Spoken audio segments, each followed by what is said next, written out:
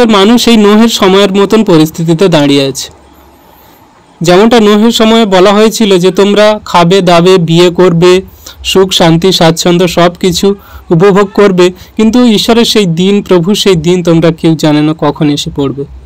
তো জগতের মানুষের জন্য আমরা প্রার্থনা করি যাতে তারাও সত্য ঈশ্বরকে জানতে পারে, খুব তাড়াতাড়ি মন পরিবর্তন করে ফিরে আসতে পারে, সেই জন্য আমরা সবাই প্রার্থনা করি। তো চলুন আমি একটা ছোট্ট প্রার্থনা করি আর আসছি। পবিত্র পবিত্র পবিত্র বাহিনীগণের সদাপ্রভু, আমাদের প্রভু, আমাদের ঈশ্বর পিতা, তোমায় ধন্যবাদ করি, তোমার প্রশংসা গৌরব করি প্রভু গো। আরেকটি বার সুন্দর সময়ে আমাদেরকে একত্রিত করেছো, সব কিছু তোমার পরিকল্পনা অনুযায়ী তুমি নির্ধারণ করে রেখেছো পিতা, তাই হয়েছে প্রভু গো। আজকে এই সুন্দর সময়ে যতজন সন্তান এসেছি তোমার চরণে, সকলকার হৃদয় মন আত্মা তুমি কভার করো তোমার সেই অনুগ্রহ আশীর্বাদে, পবিত্র আত্মার দানে প্রভু। যেন কোনো মতে কোনো শয়তান দিয়াবল কোনো কার্য না করতে পারে, শয়তান দিয়াবল যেন কোনো মতে কারোর মধ্যে কোনো খারাপ পরিস্থিতি না ক্রিয়েট করতে পারে। তুমি তাদের দেহ মন আত্মাকে তোমার বাক্যের প্রতি সতেজ করো, তোমার বাক্যের প্রতি প্রখর করো পিতা, আশীর্বাদ করো সকলকার হৃদয় মন আত্মা খুলে দাও, চক্ষু কর্ণ খুলে দাও পিতা, আশীর্বাদ করো, অনুগ্রহ করো, দয়া কৃপা করুণা করো পিতা গো। এই মুহূর্তে সকল সন্তান তুমি ধরো, তোমার দয়ের গুণে কৃপা করো, অনুগ্রহ করো। আমাদেরকে এই গুগল মিটে প্রথম থেকে শেষ পর্যন্ত তুমি রক্ষা করো, চালাও, আর তোমার বাক্য সকল আমার ওষ্ঠধর দিয়ে বলাও, যাতে আমরা সবাই বুঝতে পারি, জীবনে কার্যকারী করে চলতে পারি। তুমি আমার জিহ্বার ওষ্ঠধরে আরোহণ করো, দয়া কৃপা করুণা করো, অনুগ্রহ করো। ধন্যবাদ পিতা পুত্র পবিত্র আত্মা, ধন্যবাদ প্রভু যীশু, তোমার ধন্যবাদ ধন্যবাদ ধন্যবাদ করি। সকল ধন্যবাদ প্রশংসা গৌরব ঈশ্বরের একমাত্র প্রিয় পুত্র খ্রিস্ট যীশুর পবিত্র নামে এই প্রার্থনা চাই, আমেন। চলুন এবারে আমরা বাক্য দেখে নেব যে আমাদের বাক্য দ্বারা ঈশ্বর কেমন ভাবে আমাদেরকে আরেকটি বার সেই আশীর্বাদ সকল দিচ্ছে, কারণ সেই বাক্যই আমাদের জীবনের আশীর্বাদ, আমরা যদি বাক্যকে কাজে লাগাতে পারি। প্রভু যীশু তিনি এসেছিলেন আমাদের মাঝে তার বাক্য সকল নিয়ে, পিতার সেই কথা, স্বর্গের নিগুড় তত্ত্ব সকল জানাতে।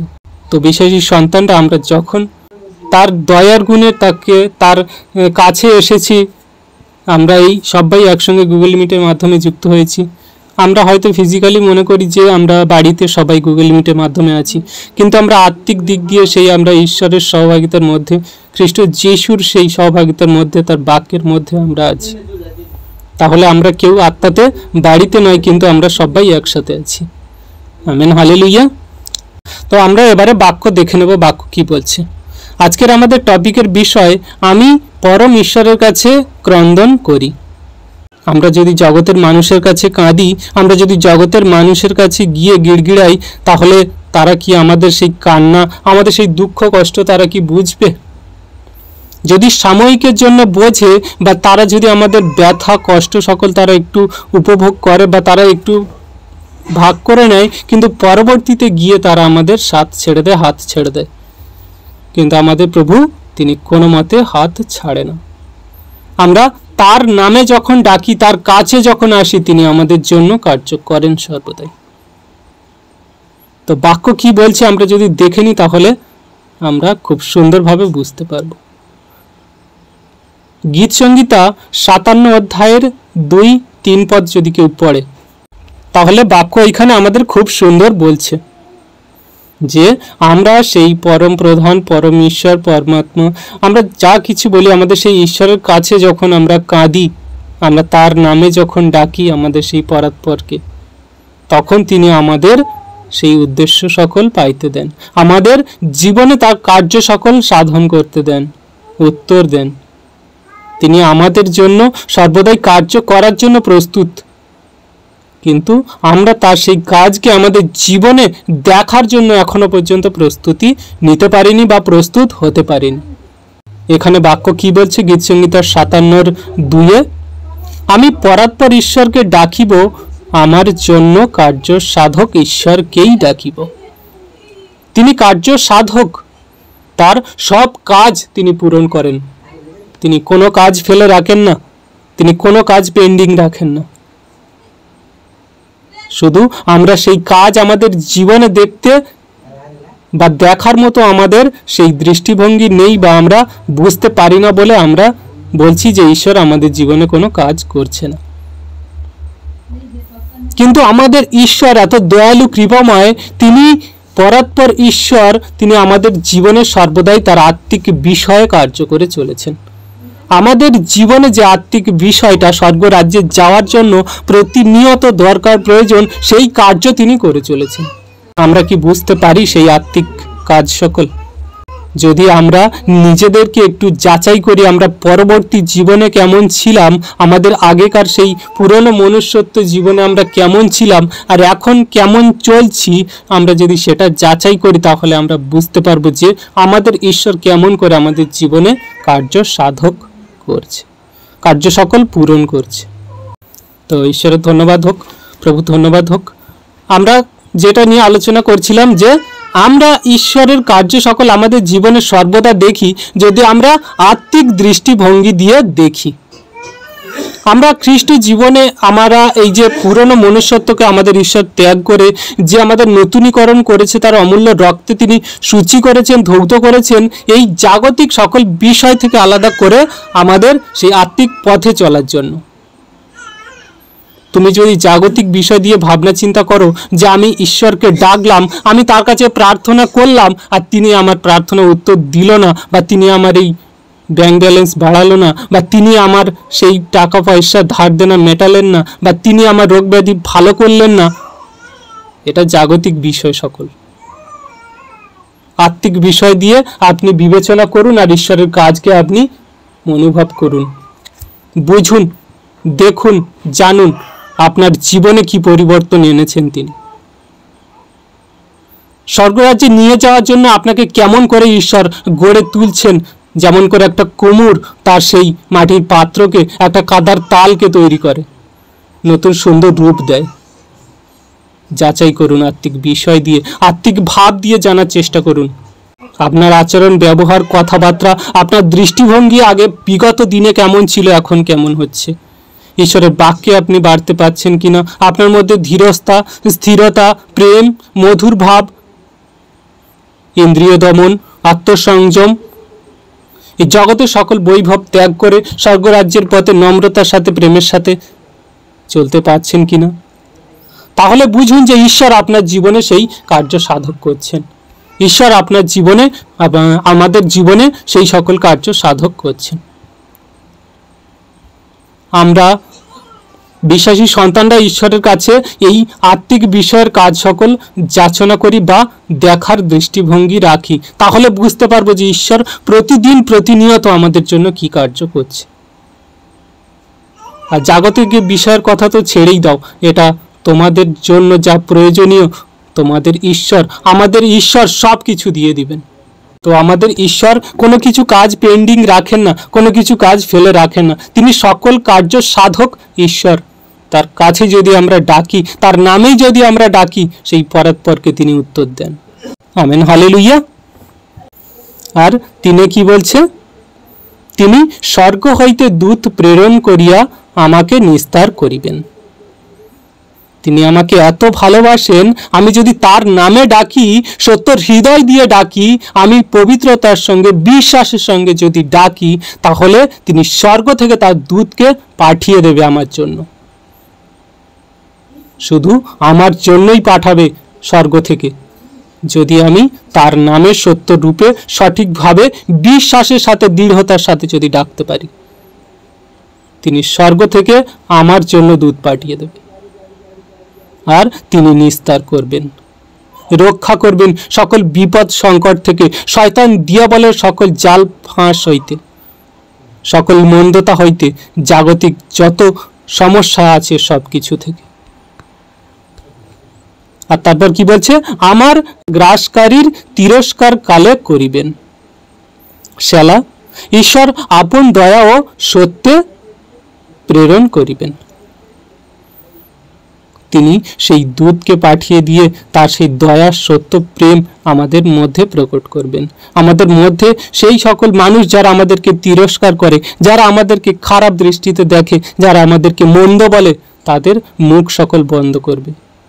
তার দয়া, সত্য, এমন কার্য সাধক ঈশ্বর তিনি, যে তার দয়া ও সত্য দিয়ে সকলকার মুখ বন্ধ করবে। আজকে জগতের মানুষ যদি আমাদের তুচ্ছ করে, দোষী করে, জগতের মানুষ যদি আমাদের বাজে কথা বলে, আর তারা সত্যটা একদিন জানবে, প্রকাশ পাবে, আর তাদের মুখ তখন বন্ধ হয়ে যাবে। তাদের তিরস্কার করার, বাজে কথা বলার, তাদের মুখ লুকানোর আর কোনো রকম কোনো রাস্তা পথ থাকবে না। শুধু আমরা যদি সেই ঈশ্বরের নামেই ডাকি, আমরা সেই পরের কাছেই যদি মাথা নত করে ডাকি, তিনি আমাদের জন্য সব কিছু করবেন। তাহলে আমাদের আজকের টপিক হচ্ছে, আমি পরম ঈশ্বরের কাছে ক্রন্দন করি। তো আমরা বিশ্বাসী সন্তানরা আমাদের সেই পরম ঈশ্বর পিতা পরমেশ্বর, তার কাছেই যদি আমরা ক্রন্দন করি, তার নামেই যদি ডাকি, তাহলে তিনি আমাদের জন্য দূত প্রেরণ করে সত্য দয়া আমাদের জন্য এমন এমন কার্য সাধক করবেন, তা চোখে দেখিনি, আমরা কোনো দিন তা ধারণা করিনি, আমাদের চিন্তাধারার বাইরে। বাক্যে বলছে কি, যে তোমরা যা ভাবনি, তোমরা যা চিন্তা করনি, তোমাদের হৃদয় আকাশে যা কোনোদিন আসেনি, সেই ঈশ্বর এমন আমাদের জন্য এমন এক রাজ্য, এমন এক দেশ, আর এমন এক সেই পৃথিবী তৈরি করে রেখেছেন, যা আমাদের জন্য আশ্চর্যজনক, যা মানুষের হৃদয় আকাশে কোনোদিন ভাবনা চিন্তায় আসেনি যে এমনও হতে পারে, বা এমনও হয়, কি করে হতে পারে। এ এক মধুর দৃশ্য, এ এক আশ্চর্য দৃশ্য। দুগ্ধ মধু প্রবাহী দেশ, সেই জীবন বৃক্ষ ফল, যেখানে কোনো মৃত্যু নেই, সেখানে শুধু আনন্দ, সুখ, প্রেম, সেখানে শুধু শান্তি। Amen, hallelujah. দয়ালু পিতার কাছে যদি আমরা কাঁদি, তার কাছেই যদি আমরা নত হই, তার নামেই যদি আমরা ডাকি, এবারে কেমন ভাবে ডাকবেন সেটা আপনার উপরেই ডিপেন্ড করছে। আপনি যেমন ভাবে ডাকবেন তেমন ভাবেই পাবেন, তেমন ভাবেই কার্য দেখতে পাবেন, বাকিটা আপনার উপরে। ঈশ্বর আমাদের সঙ্গে কথা বলেন তার বাক্য দ্বারা। ঈশ্বর দেখান যে আমি কত মঙ্গলময়, দয়ালু, কৃপাময়। আমার বাক্য জীবন্ত কার্য সাধক। আমি যা প্রতিজ্ঞা করি তোমাদের জন্য তাই পূরণ করি। আর তোমরা আমার সন্তান হয়ে যদি আমার নামে ডাকো বিশ্বস্ত হয়ে, তাহলে আমি তোমার জন্য সেই সকল কার্য সাধক হই যা তোমার জীবনে প্রয়োজন দরকার। যদি তুমি আত্মিক দিক দিয়ে বোঝার চেষ্টা করো, জানো, তাহলে অবশ্যই জানতে পারবে, বুঝতে পারবে যে ঈশ্বর তোমার জীবনে, পরম পিতা পরমেশ্বর তোমার জীবনে কি দিচ্ছে তুমি বুঝতে পারবে। আমাদের টাকা পয়সা, ধন দৌলত, মান যশ খ্যাতি কি খুব প্রয়োজন দরকার? এই যে প্রতিদিন বাক্য শুনতে দিচ্ছে, এই যে প্রতিদিন বাক্য শুনে জীবনে কার্যকারী করে চলতে দিচ্ছে, এই যে তিনি আমাদের সত্য প্রেমে বন্ধনে আবদ্ধ করে রেখেছেন, একটু একটু করে পাপ থেকে নিস্তার করে তিনি স্বর্গরাজ্যের পথে এগিয়ে নিয়ে যাচ্ছেন, আমাদের শয়তান দিয়াবল থেকে ছুটকারা দিয়ে আমাদের পাপময় জীবন ত্যাগ করিয়ে তার অমূল্য রক্তে কিনে নিয়েছেন, এগুলো কি আমাদের জীবনে তার কার্য সাধক নয়? বিশ্বাসী সন্তানরা আমরা সবাই প্রভুতে আত্মিক দিক দিয়ে বিবেচনা করি, ঈশ্বরের কার্যকে বোঝার চেষ্টা করি। দেখবেন ঈশ্বর প্রতিদিন, প্রতিনিয়ত, প্রতি মুহূর্ত আমাদের জীবনে কার্য করছে, আর তার কার্য সকল এমন আশ্চর্য, আমরা যদি গণনা করতে বসি পৃথিবীর কোনো পুস্তকে তা ধরবে না। কারণ যোহন বলেছিল যে ঈশ্বরের, প্রভু যিশুর এমন কার্য আছে, আমরা যদি লিখতে বসি কোনো পুস্তকে তা ধরবে না। তিনি এত কার্য সাধন করেন, তিনি এত কার্য দেখান। আর আমাদের বিশ্বাসী সন্তানরা আমরা সবাই জানি যে আমাদের একটা শেষ ফল আছে। আমরা এই খ্রিস্টতে বিশ্বাসী, আমরা এত দিন খ্রিস্টতে বিশ্বাসী হইনি, আর যখন আমরা বিশ্বাসী হয়েছি, তার চরণতলে এসেছি তার দয়ার গুণে, তাহলে তিনি আমাদের জন্য একটা শেষ ফল অবশ্যই রেখেছেন। আমাদের এই চোখের জলের দাম তিনি মেটাবেন, আমাদের এই দুঃখে কষ্টের অবসান হবে।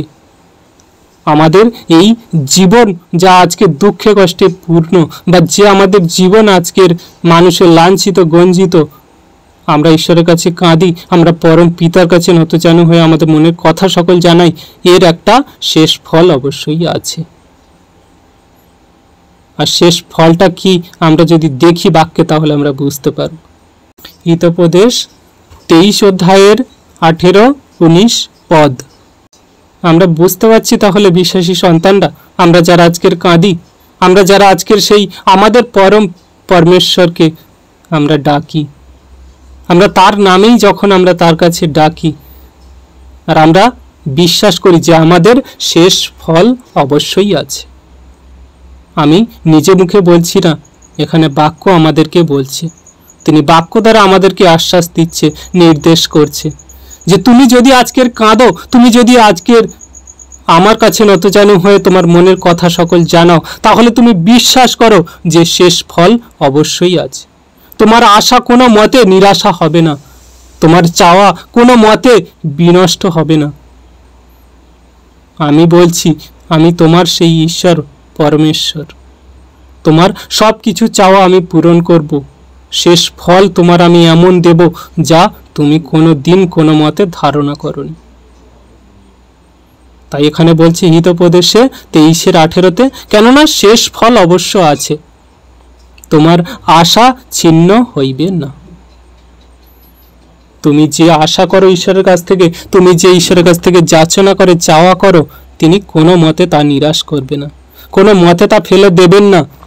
তিনি অবশ্যই শেষ ফল আমাদের দেবেন, অবশ্যই দেবেন। আর এই বিশ্বাস যদি আমাদের খ্রিস্ট বিশ্বাসীদের মধ্যে থাকে, তাহলে তুমি বুঝে নাও যে তিনি কার্য সাধক ঈশ্বর আমার জীবনে কার্য করছে, আমার জীবনে কার্য করেছে, আর আমার জীবনে শেষ দিন পর্যন্ত কার্য করে যাবে। Amen, hallelujah. আর 19 কি বলছে? বৎস, তুমি শুনো, জ্ঞানবান হও, আর তোমার হৃদয় সৎ পথে চালাও।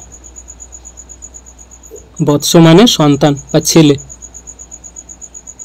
ঈশ্বর আমাদের সন্তান রূপে গ্রহণ করেছে। আমরা কত বড় আশীর্বাদ পেয়েছি তার কাছ থেকে, কত বড় আমরা সেই তার কাছ থেকে আমাদের কার্য পেয়েছি তার কাছ থেকে। আমরা বিশ্বাসীরা কি বলি? ঈশ্বরের কাছ থেকে আমরা কিছু পাইনি, বা আমি প্রার্থনা করছি কিছু দেয়নি, কিছু হয়নি। এখানে বৎস বলছে ঈশ্বর, তিনি আমাদেরকে সন্তান করেছে। একটা বাবার সন্তান হওয়ার থেকে কি অনেক বড় বিষয় টাকা পয়সা ধন সম্পদ? আমি সেই বাবার সন্তান হয়ে গেছি মানে তো আমি সেই সব কিছুর উত্তরাধিকারী, বা আমি সব কিছুর পাওয়ার যোগ্য, আমি যখন আমার বাবার সন্তান হয়েছি। তাহলে তিনি বলছে কি যে বৎস, তুমি আমার কথা শোনো, তুমি জ্ঞানবান হও, আমার বাক্যে কর্ণপাত কর। আমি কি বলছি? আমার বাক্যকে তুমি শোনো, আমার বাক্যকে তুমি জেনে বুঝে জ্ঞানবান হও, জ্ঞান বাড়াও, বুদ্ধি বাড়াও, চিত্ত বাড়াও, প্রজ্ঞাকে ধরে রাখো, আর তোমার হৃদয় সৎ পথে চালাও। আমাদের এই হৃদয়কে সৎ পথে চালাতে বলছে। আমাদের এই হৃদয়, আমাদের এই পা, আমাদের এই চোখ, আমাদের এই শরীর, সব কিছু তিনি আমাদের এই হৃদয়ের সঙ্গে জুড়েছেন। আমরা মন থেকে, হৃদয় থেকে যা ভাবনা চিন্তা করি, আর সেগুলো আমাদের দ্বারা করানোর জন্য আমাদের এই হাত পা অঙ্গ প্রত্যঙ্গ আমাদেরকে করানোর জন্য প্রবুদ্ধ করে বা এগিয়ে নিয়ে যায়। কিন্তু আমরা হৃদয় থেকে যদি ঈশ্বরের পথে চলার জন্য আমরা মনস্থির করি, সত্য ঈশ্বরের সঠিক পথে চলার জন্য যদি আমরা মনস্থির করি, তাহলে কোনো শয়তান দিয়ে বল জগতের কোনো কিছুই আমাদের প্রলোভনে ফেলতে পারে না। আর আমরা সেই সৎ পথে যদি চলি, তাহলে তিনি আমাদের কার্য সাধক ঈশ্বর, তিনি আমাদের জীবনে কি কি কার্য করছে আমরা বুঝতে পারব। Amen, hallelujah. বিশ্বাসী সন্তানরা, আশা করি আমরা বাক্য সবাই বুঝতে পারছি। আমাদের ঈশ্বরের কাছে, আমাদের পরমেশ্বরের কাছে যখন আমরা ক্রন্দন করি, আমরা তার নামে যখন ডাকি, তিনি দেন, তিনি দিচ্ছেন, আর তিনি দেবেন। শুধু আমরা বুঝতে পারছি না, আত্মিক বিষয়টা বুঝতে পারছি না। তাই আমাদের মনে হচ্ছে যে আমি কি পেলাম প্রভুতে এতদিন। আমার না হলো টাকা পয়সা, না হলো গাড়ি বাড়ি, না হলো আমার রোগ ব্যাধি সুস্থ, কি হলো আমার? কিন্তু তুমি যদি সেই তোমার হৃদয়কে সৎ পথে চালাও, জ্ঞানবান হও, তুমি যদি মনে করো আমি পিতার সন্তান, তাহলে তিনি বলছে যে শেষ ফল তোমার অবশ্যই আছে। শেষ ফল আমি তোমার এমন দেব, তুমি তা কোনোদিন ধারণা করনি। প্রভু ঈশ্বর আমাদের সর্বদা এমনি করেই আশীর্বাদ করেন তার বাক্য দ্বারা। কারণ আমরা মানুষ জগতে আছি, আমরা উদ্বিগ্ন হয়ে যাই, আমাদের মধ্যে উদ্বিগ্নতা চলে আসে, কিন্তু তিনি যখন আমাদের সহিত, তিনি যখন ইম্মানুয়েল, তিনি যখন আমাদের সহিত ঈশ্বর আছেন, তাহলে আমাদের উদ্বিগ্ন হওয়ার কোনো কিছু নেই। প্রভু আমাদের কোনো মতে উদ্বিগ্ন করে না। তিনি সব কিছু সাধন করেন, তিনি সব কিছু পেতে আমাদের সাহায্য করেন, আমরা যদি তার নামে তার কাছেই কাঁদি। আকাশের উপরে পৃথিবীর নিচে এমন কোনো নাম নেই যে নামে আমাদের পরিত্রাণ দিতে পারে, সেই একমাত্র যিশু নাম। আর আমরা যদি বিশ্বাস করি যিশু নামে আমি যা চেয়েছি তা তিনি কার্য সাধন করে দিয়েছেন। তো আমরা যদি বাক্য দেখি, গীত সংহিতা 138 অধ্যায়ের 8 পদ কি বলছে? হালেলুয়া। তাহলে এখানে বাক্য খুব সুন্দর আমাদেরকে বলছে যে তিনি আমাদের জন্য সব কিছু নিখুঁত রূপেই সিদ্ধ করেন, তিনি আমাদের জন্য সব কিছু নিখুঁত রূপেই দেন, কোনো মতে আমাদের মধ্যে কোনো খুঁত রাখেন না। তিনি আমাদের সব কিছু পূরণ করেন, কারণ বাক্যে বলে কি যে আমি যেমন সিদ্ধ তোমরাও তেমন সিদ্ধ হও, আমার পিতা যেমন সিদ্ধ তোমরাও তেমন সিদ্ধ হও। আর এখানে বলছে কি যে সদাপ্রভু আমার পক্ষে সকলই সিদ্ধ করিবেন। হে সদাপ্রভু, তোমার দয়া অনন্তকাল স্থায়ী, তোমার স্বহস্তের কর্ম পরিত্যাগ করিও না। ঈশ্বর আমাদেরকে তার নিজে হস্তে গড়েছেন, তার মতো করে তিনি আমাদেরকে গড়ে নিয়েছেন। মনুষ্যকে তার নিজে হাতে তৈরি করেছে, স্বহস্তে তৈরি করেছে। তাহলে এই মানুষকে গড়া তার যে কর্ম, তিনি কি কোনোদিন ত্যাগ করবে? তিনি তার সন্তানদের কোনো মতে ত্যাগ করে না, তিনি তার সন্তানদের কোনো মতে ছেড়ে দেন না। আমরা যদি তার নামে তার চরণ তলে কাঁদি, তিনি আমাদের উত্তর দেন, তিনি আমাদের শেষ ফল দেন, তিনি আমাদের সন্তান রূপে সব কিছুর অধিকার দেন। তিনি আমাদের সন্তান রূপে গড়ে নিয়েছেন, তিনি আমাদের মূল্যবান করেছেন। আজকে আমরা যখন তার প্রতি বিশ্বস্ত, তার নামে ডাকি, তার কাছে ক্রন্দন করি, তাহলে আমরা বিশ্বাস করি যে তার দয়া অনন্তকাল স্থায়ী, আর সেই অনন্তকালীন ঈশ্বর আমার সকল চাওয়া পাওয়া তিনি মেটাবেন। তিনি আমার জীবনে তার সেই কাজ সকল কোনোদিন ত্যাগ করবে না, অবশ্যই দিবেন। Amen, hallelujah. তাই বিশ্বাসী সন্তানরা বাক্যে স্থির থাকতে হবে। আর যেমনটা তিনি আগের বাক্যে বলল, গীত সংহিতা 23:19, বৎস আমার কথা শুনো, জ্ঞানবান হও, আর তোমার হৃদয় সৎ পথে চালাও। তোমার হৃদয়কে সর্বদা সৎ পথে চালাও।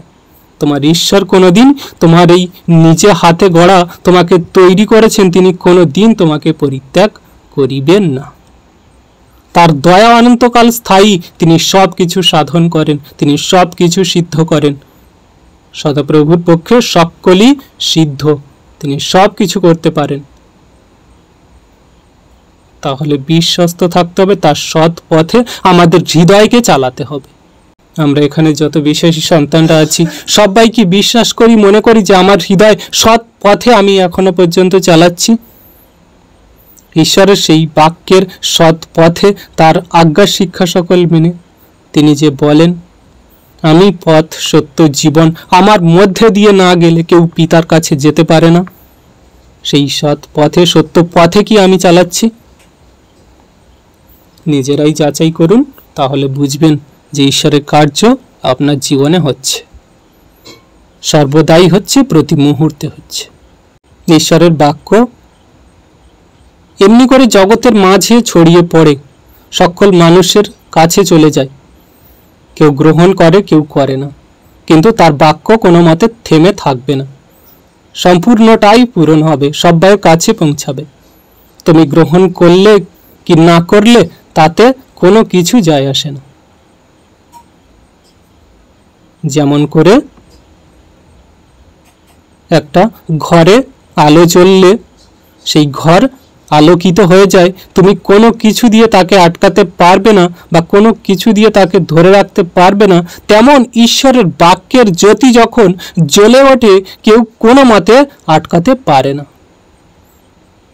সে মানুষ হোক, শয়তান দিয়াবল হোক, জগতের কোনো কিছু দ্বারা সেই জ্যোতিকে আটকানো যায় না, সেই বাক্যকে থামিয়ে রাখা যায় না। তিনি সব কিছুকে সম্পূর্ণ করেন আর দ্রুততার সাথেই করবেন। আমরা যদি বাক্য দেখি তাহলে খুব সুন্দরভাবে বুঝতে পারব। রোমিও 9 অধ্যায়ের 28-29। সেই সকল রীতি রেওয়াজ পালন করে আমাদের সেই সকল দিন কাটত। আমরা পাপের মধ্যে পড়েছিলাম। আমরা কি জানতাম খ্রিস্ট যিশুকে? জানতাম না। কিন্তু তিনি যখন বাইবেলে বলেছেন সকল হাঁটু, সকল জিহ্বা তার কাছে আসবে, তার কাছে নত হবে, আর তিনি তার বাক্যকে সাধন করছেন। পৃথিবীতে তার আপন বাক্যকে তিনি সাধন করছেন। তিনি কোনো মতে সেই বাক্যকে ফেলে দেবেন না বা কোনো মতে সেই বাক্য অসম্পূর্ণ থাকবে না। তিনি সম্পূর্ণ সাধন করবেন এবং খুব তাড়াতাড়ি সাধন করবেন, পূরণ করবেন। Amen, hallelujah. তো বিশ্বাসী সন্তানরা, আমরা যারা প্রভুর নামে ডাকতে থাকি, প্রভুর নামে আমরা যারা চলতে থাকি, আমরা বিশ্বাস করি যে আমাদের জীবনে তিনি কত বড় কার্য করেছেন। তিনি কার্য সাধনকারী ঈশ্বর। আমাদের জীবনে কার্য করেছেন বলেই আজকের আমরা এই সুন্দর সময়ে 1 ঘন্টা গুগল মিটে বসে এই বাক্য শুনতে পারছি। যদি তিনি না কার্য সাধন করতেন আমাদের জীবনে, তাহলে আমরা কোথায় পড়ে থাকতাম এতক্ষণে? কোন পাপের অন্ধকারে পড়ে থাকতাম? রোমিও 9:29 যে আর যেমন যিশাইয়া পূর্বে বলিয়াছিলেন, বাহিনীগণের প্রভু যদি আমাদের জন্য একটি বীজ অবশিষ্ট না রাখিতেন, তবে আমরা সদম তুল্য হইতাম ও গমরার তুল্য হইতাম। আমরা পুরনো নিয়মে পড়লে বুঝতে পারি সেই সদম আর গমরার দেশের কথা। সেই দেশে এত পাপ বেড়ে গিয়েছিল যে ঈশ্বর স্বর্গ থেকে দূত পাঠিয়ে সেই সদম ও গমরাতে আকাশ থেকে অগ্নি নির্গত করে বড় বড় উল্কা বৃষ্টি ফেলে সেই সকল দেশকে একদম নিঃশেষ করে দিয়েছে। সেই দেশকে একদম মিটিয়ে দিয়েছে সদম গমরাকে। আর আমাদের জন্য সেই একটি বীজ অবশিষ্ট রেখেছেন, আর সেটা হলো খ্রিস্ট যিশু। একটি নাম যেখানে পড়ে সেখানে গাছ জন্ম নেয়, আর সেই গাছ বাড়তে বাড়তে এমন বড় আকার ধারণ করে যে জগতের সকল পশু পাখি, মানুষ, জাতি, ধর্ম, ভেদ শুরু করে যা কিছু আছে বিশ্ব ব্রহ্মাণ্ডের সব কিছু তার কাছে এসে আশ্রিত হয়, আশ্রয় নেয় সেই বীজ থেকে, খ্রিস্ট যিশু। Amen, hallelujah. সেই বাহিনীগণের সদাপ্রভু তাহলে আমাদের জীবনে কি কার্য সাধন করেনি? আমরা তার নামে যখন ডাকি, আমরা তার কাছে যখন ক্রন্দন করি, তিনি কি আমাদের জীবনে কার্য সাধন করেনি? তিনি আমাদের জন্য তার একজাত পুত্রকে দিয়ে দিলেন যাতে আমরা পরিত্রাণ পাই। সেই বীজকে দিয়ে দিলেন যা চারা গাছ হয়ে বড় হয়ে আমাদের ছাউনি দেয়, আমাদের অক্সিজেন দেয়, আমাদের জীবনের কারণ হয়। সেই বীজ যীশু খ্রিস্ট। তাহলে আমাদের জীবনে ঈশ্বর কার্য সাধন করেনি? আমাদের আত্মিক দিক দিয়ে ভাবনা চিন্তা করতে হবে, আত্মিক দিক দিয়ে আমাদের বিবেচনা করতে হবে। জাগতিক বিষয় সকল ত্যাগ করো, আত্মিক বিষয় সকল ধরে রাখো। ঈশ্বরের বাক্য বলছে মন্দ বিষয় সকল ত্যাগ করো আর ভালো, সুন্দর, গ্রহণযোগ্য বিষয় সকল ধরে রাখো। তাহলে মন্দ বিষয় সকল কি? যেগুলো আমাদের জগতের মাঝে লোভ, লালসা, কামনা, বাসনা, ধন, দৌলত, মান, যশ, খ্যাতি ঈশ্বর থেকে দূরে করে, সেই সকল মন্দ বিষয় থেকে আমাদের আলাদা হতে বলছে। আর সেগুলো হলো জাগতিক, আর আত্মিক বিষয়গুলো হলো আমাদের প্রেম, ধৈর্য, বিশ্বাস, ঈশ্বরের সত্য ন্যায়নিষ্ঠ পথে চলা, নিজেকে ইন্দ্রিয় দমন করে আত্মসংযম করে চলা, যা পেয়েছি তাতে খুশি থাকা, ঈশ্বরের প্রতি চিরসহিষ্ণু বিশ্বাস্ত থাকা। এগুলো কি আমাদের জীবনে ঈশ্বরের কার্য নয়? আমরা বিশ্বাসী সন্তানরা আত্মিক দিক দিয়ে বিবেচনা করি, আর যখন বিবেচনা করবেন তাহলে আপনি বুঝতে পারবেন যে আমার ঈশ্বরের কাছে, আমার পরম ঈশ্বরের কাছে যখন আমি যাচনা করেছি, চেয়েছি, কেঁদেছি, তার নামে ডেকেছি, তিনি আমার জন্য উত্তর দিয়েছেন, আমার জীবনে বড় বড় কার্য সাধন করেছেন। কারণ তিনি কার্য সাধক ঈশ্বর, সব কাজকেই তিনি পূরণ করেন। আমার কাজকেও তিনি পূরণ করেছেন, করছেন, আর শেষ দিনেও করবে। Amen, hallelujah. বিশ্বাসী সন্তানরা আমরা আশা করি বাক্য বুঝতে পারছি।